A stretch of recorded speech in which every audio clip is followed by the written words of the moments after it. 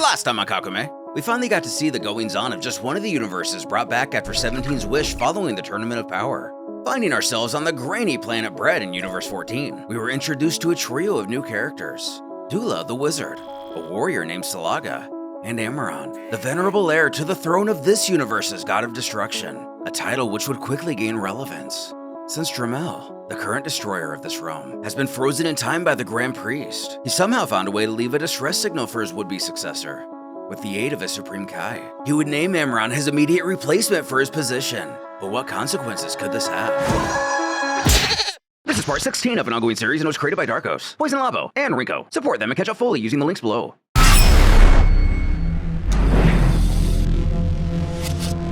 Before our three characters depart from Dromel's planet, it seems, given the new status associated with Amaron, there's something in particular the gang finds very interesting on this planet. The mythical cube known as the hexahedron. Dula finds this thing incredible. He had never contemplated this kind of divine vehicle even existing. Focused on their goal, the Destroyer doesn't want to waste any more time. They have work to do. Blasting off, the speed of the cube is unlike anything they've seen before. Dula makes his way to the edge to gaze over as they sear through the cosmos. A little curious, he wonders what the fuel for this thing is anyway. Magic? Or maybe the life energy of its passengers? While he worries about the specifics, Salaga inquires what exactly their travel plan is supposed to be. And for the moment, Amaron would like to visit the Grand Priest face to face at his palace. But his palace? He actually knows where it is. This is information only angels should know.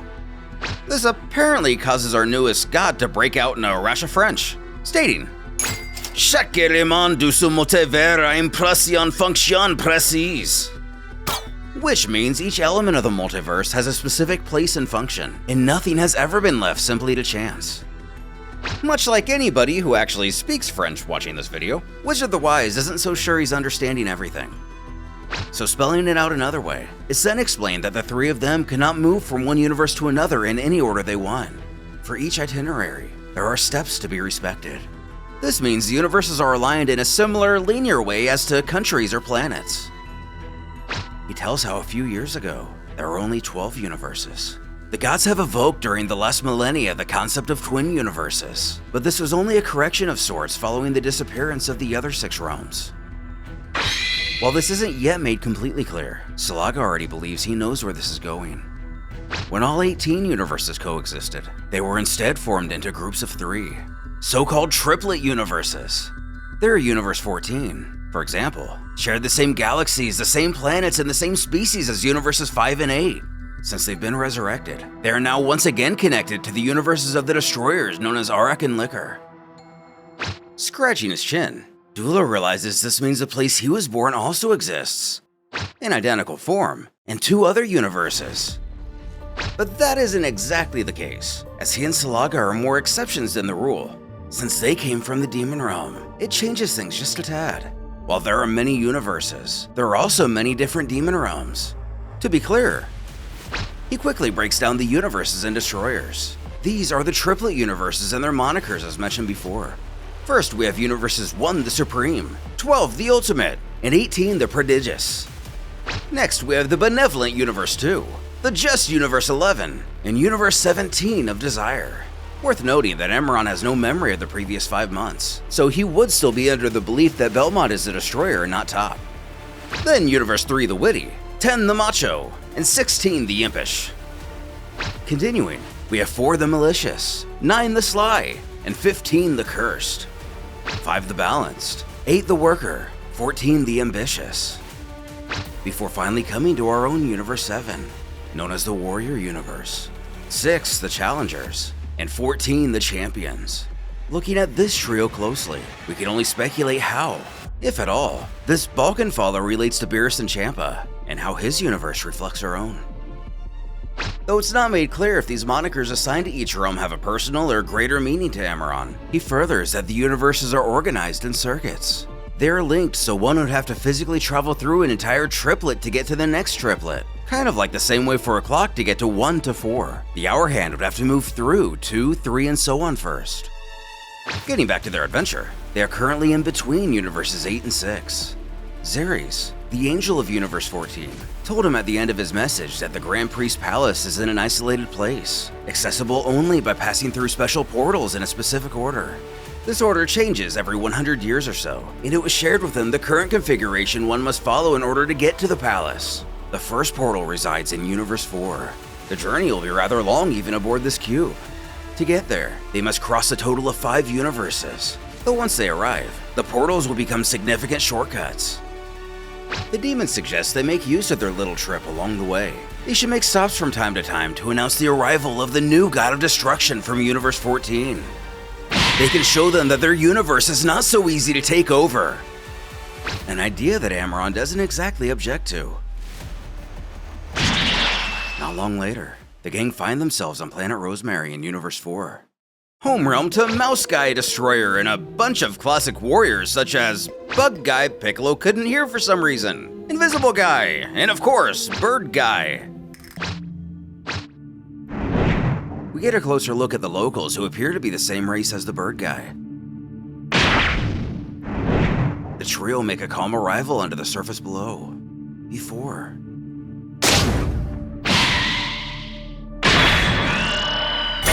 Dula uses his magic to broadcast himself to everyone around. He spouts for all ladies and gentlemen to kneel, for they have finally made their way onto their world. He presents them with the one and only, the Great, the Almighty, the even more impressive Regular Mighty.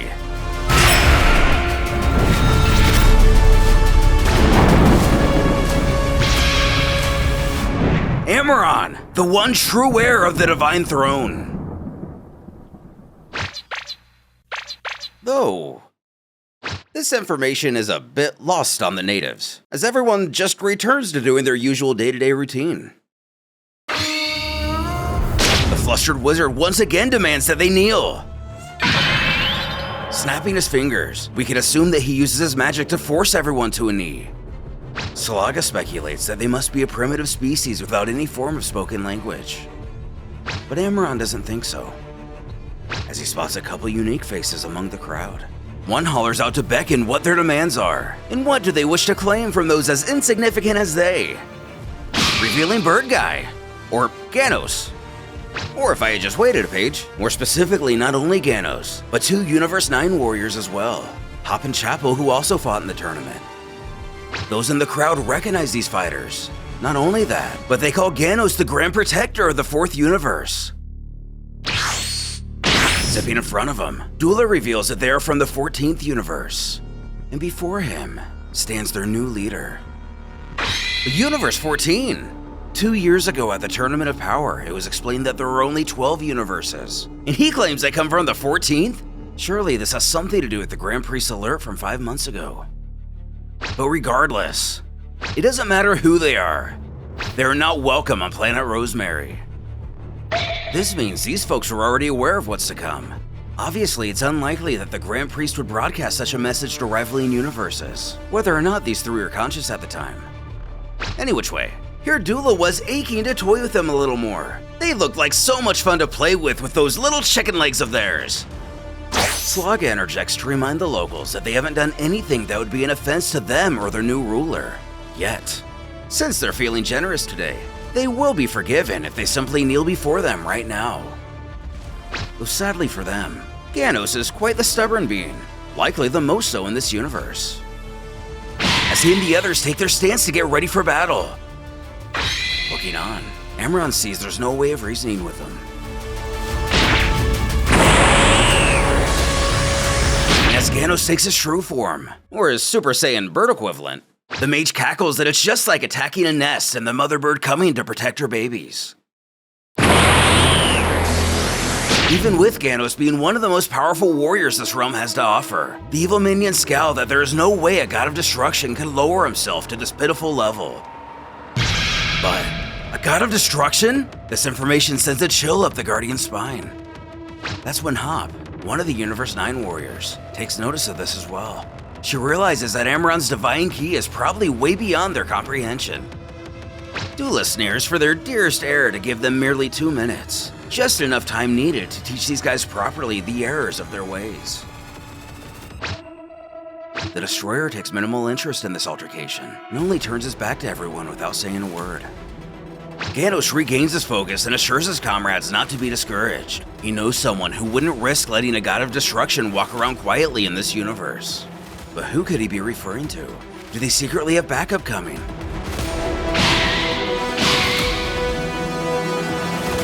Sure enough, as the least complicated answer is usually the correct one. On planet Quatella, the titular mouse trains with Cognac, his angel. And just as the mortal predicted, the presence of Amaron doesn't for a second escape either of these deities. Sensing his key, this is one Quatella doesn't know. Cognac suggests that it's an energy that could belong to a god of destruction, and considering the darkness it emits, this doesn't bode well. This universe's destroyer continues to quickly put together the pieces, and figures if he doesn't recognize the key of a god of destruction, it perhaps originates from a being who comes from a resuscitated universe. He himself wasn't even a destroyer yet when those 6 realms were erased. But if you were to guess, it's that the 2-year warning the Grand Priest gave to the multiverse to prepare has been heard by more universes than intended.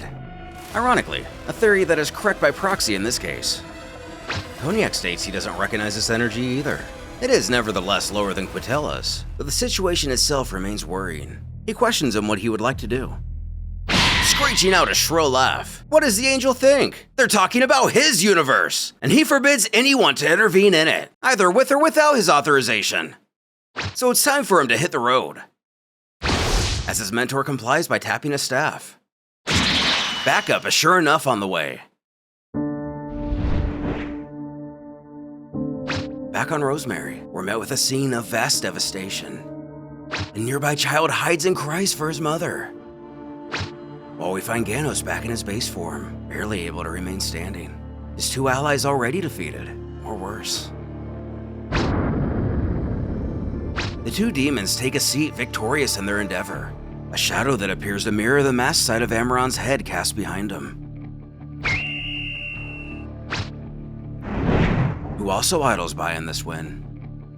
Though, he's self-righteous enough to claim that they didn't come here to destroy them, only to warn that the end of everything is soon to begin. However, it's not too late for them to make the right choice. They mustn't choose the wrong team.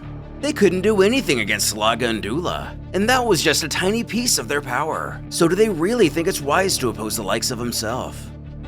Furthermore, even he himself is nothing close to the power that is Lord Dromel. But Dromel? Who is that? Amaron won't even bother explaining to him. All he needs to know is that he has to think wisely. He holds the fate of his people's lives. And who knows, he may have a chance to meet Dromel if he were to join their side. Ganos only offers a sarcastic smirk to this. He sneers for them to keep acting full of themselves like they are. They have no idea who the warriors of this universe are and what they're capable of. A response Dula didn't want to hear. He uses his magic to seemingly suck the life force from Ganos, giving him the appearance of an old man.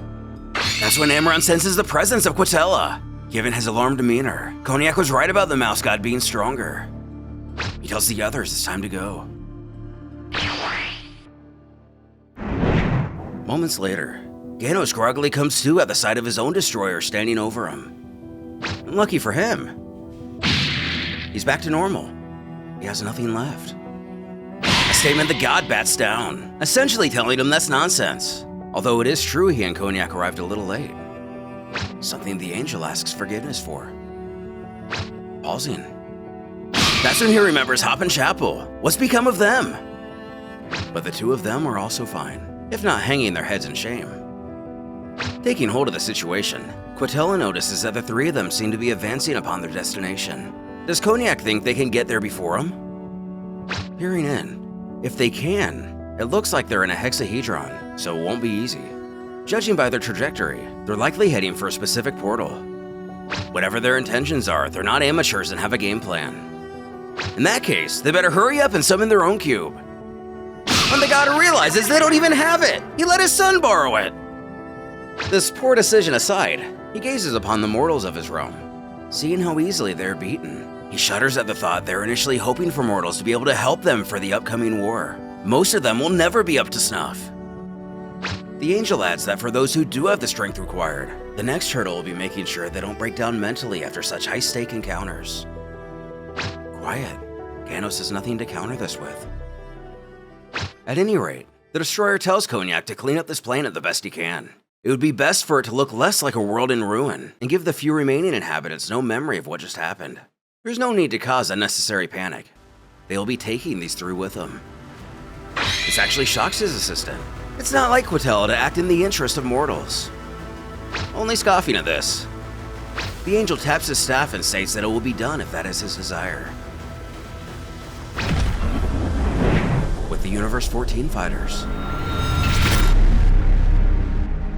They at last reach the portal they seek in Universe 4. This is the first of 3 they need to pass through in order to make it to the Grand Priest.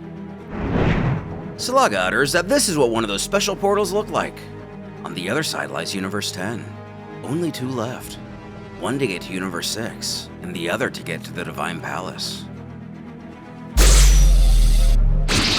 Entering, they find themselves in Universe 10, planet Argon. The god of destruction here is Rumshi, the Elephant Destroyer. And a few more warriors from the tournament. On the far right, Rylabu, followed by Abni, and on the far left, Rubal. The other, I believe, is Majikeo of the neighboring Universe 3.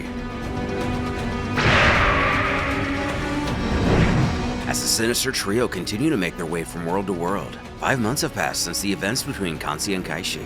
5 months since Goku has been frozen in time. The 12 universes that we know have been training, and are still training hard, in order to defend the legacy of the previous generations in the best possible way, and to defend the destiny of future generations. But it is in Universe 11 that a young warrior sets to upset the seemingly inevitable outcome of the approaching war.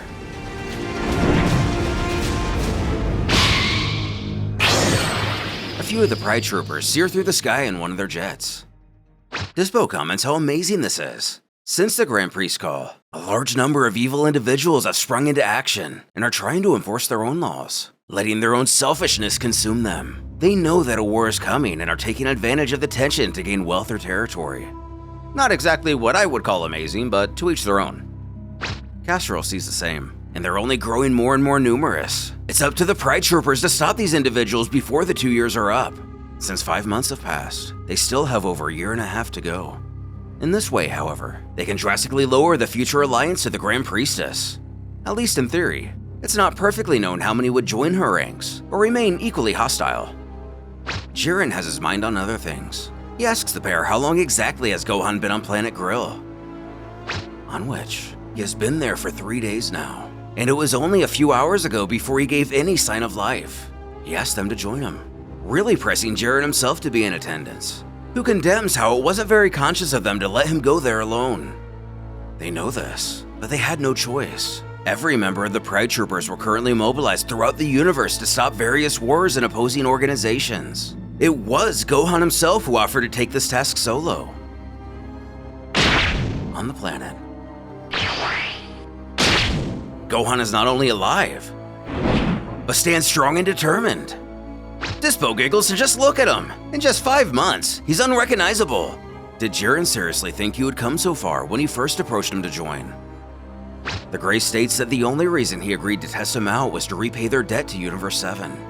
Today, he is happy to have him as one of their brothers. Still looking rather intense, Gohan utters that Planet Grill is now cleaned up, as General Casserole asked of him. Who can see this? His leader didn't believe that he would stop an entire army in only 3 days. But Gohan knows as well as himself that it wasn't necessarily wise to let them all live. While the statement may be true, the Saiyan's peaceful, Batman-esque nature doesn't allow him to respond to this fact. The general continues. That army was a wanted organization for several months now. Its members are each responsible for many deaths and incidents. This kind of person does not deserve to be spared. Speaking up for himself, Gohan understands his point of view, and he's sorry he didn't accomplish the mission as he would have liked. But if Earth has taught him anything, it's that our enemies of today can change and become our greatest allies in time. Casserole scoffs at this.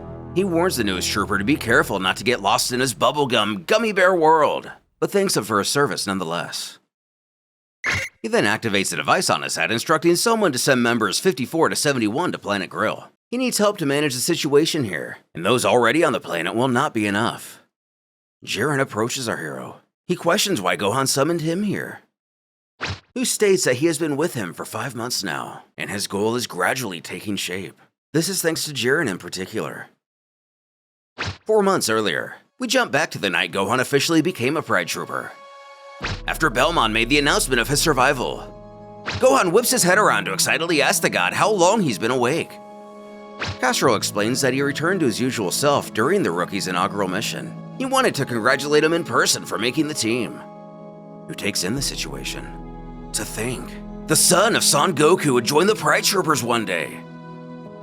As coy as he is, Gohan admits that if he's just being frank, his original intention wasn't to come all the way out here. He would have just stayed studying if it wasn't for this war business. But it doesn't matter anyway to Belmont. Gohan is part of the family now, and he wants to offer him his congratulations. Top adds that since his arrival here, there's been a question that's been on his mind. Why didn't he stay and train with his own people? That Vegeta fellow might even be able to teach him more than them. And, in fact, Gohan started to become interested in their universe ever since the Tournament of Power, especially in their Kaioshin. Which catches Belmont's interest. What does the Saiyan find so interesting about Kai? We already know, but our hero reveals how his potential was awakened by the old Kaioshin of his own universe, many years ago. So somehow in a way he hasn't figured out yet, he gets his power today indirectly from the Kaioshin. Shortly after he sacrificed himself during the Tournament of Power to eliminate Dispo, he asked Shin, the Supreme Kai in his own realm of course, who Kai really was. He can't really explain why, but it's as if the Kaioshin as a whole have been connected to him ever since he came to their world. He feels their energies and potentials. That's when Margarita enters the room. She tells how the world of the Kaioshin is not a place like any other. Few mortals have ever set foot in it.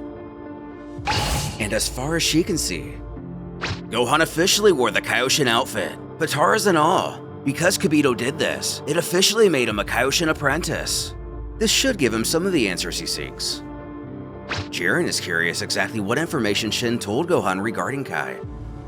Thinking, he said something about the Kaioshins first appearing as golden fruits. These grew through the universe and each one was destined to become a Kaioshin. Kai was a fruit 2 to 3 times bigger than the others, which also explains why he has such intense ki compared to his counterparts. In any case, Kai is nothing like the other creator gods that any of them know. Is he wrong? This information shocks Belmont. All of this is accurate to his own knowledge, but what does Gohan have in mind?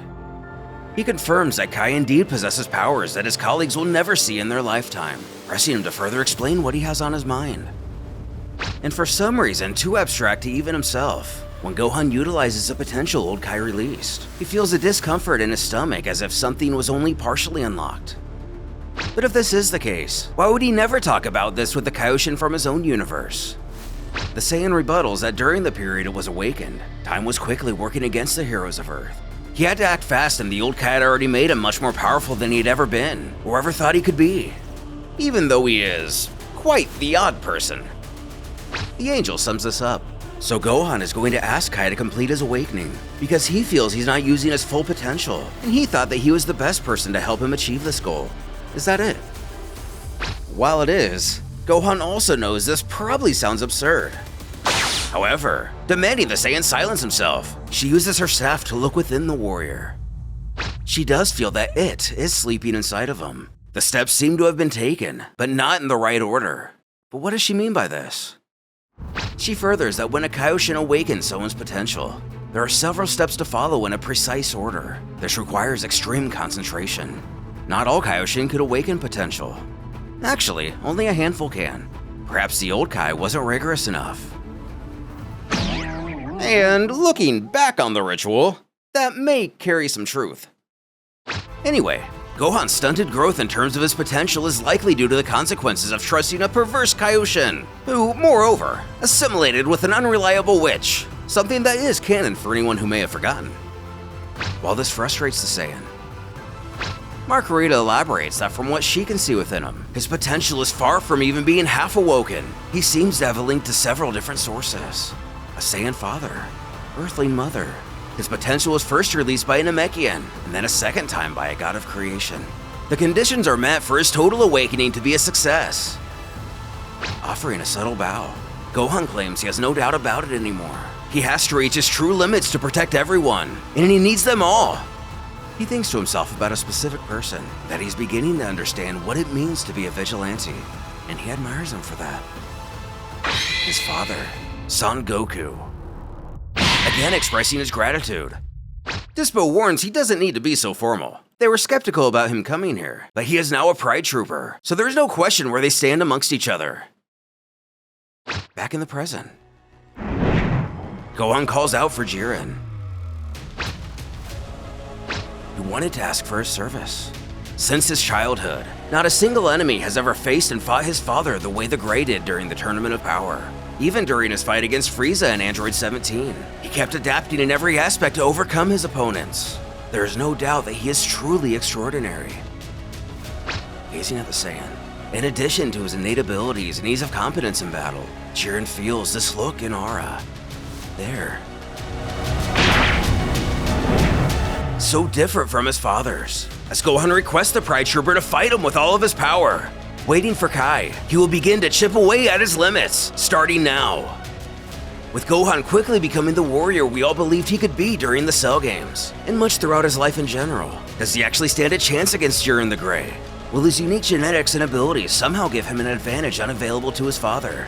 Then we have the case of Amaron and his minions. As they fast-track their way to the Divine Palace, what exactly are they planning when face to face with the Grand Priest?